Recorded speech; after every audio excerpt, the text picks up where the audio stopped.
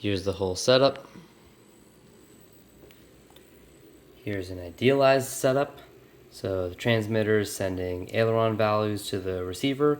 The receiver outputs a 50 hertz pulse with a width of the value that the transmitter is sending, and then the nucleo turns that pulse width into a clockwise signal and a counterclockwise signal, and those become commands to send over the UART bus to the two servos. Now the UART bus is it's a half duplex connection, so it's a single line for both transmit and receive, and that's why we have this driver in here, so that the transmit only occurs when the nucleo is trying to say something on the line. That's why we need this enable pin to enable the driver. And it's the same connection on the far side between the counter-clockwise servo and the clockwise servo. So to start that off, we have the transmitter sending, we have it mapped to throttle, so throttle instead of aileron. Throttle values, that's a sneak peek of the end of the chain.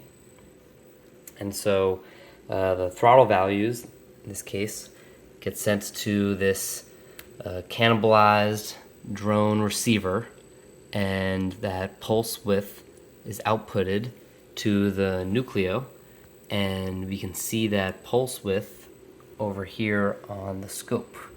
So this top trace is the output from the receiver, and then this is the translated clockwise and counterclockwise signal.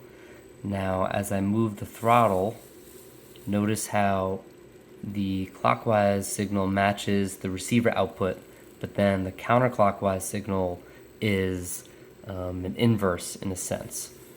So as the clockwise signal gets longer, wider, the counterclockwise signal gets shorter, and vice versa.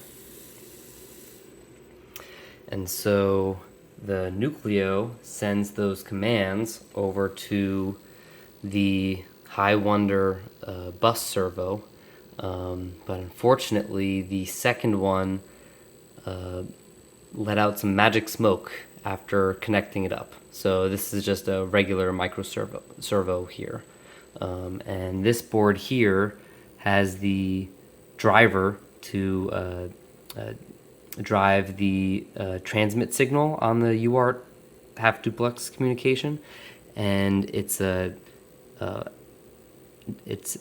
enable is active low, so this is a quad comparator turned inverter to send that positive enable signal to a active low enable signal for the driver. And so finally, as we increase our throttle, we have two servos moving in opposite directions, which will be driving the Rover's pickup arm as our contingency in case the ring is dropped by the drone. And I can move it both directions. And ideally we would have two of these bus servos, but this is just a placeholder until the other one comes in, or the replacement, because this guy lasted a total of about 5 seconds before letting out some beautiful fumes. And that's that. Oh, and this is what the nucleo board looks like, and the nice and easy Arduino IDE.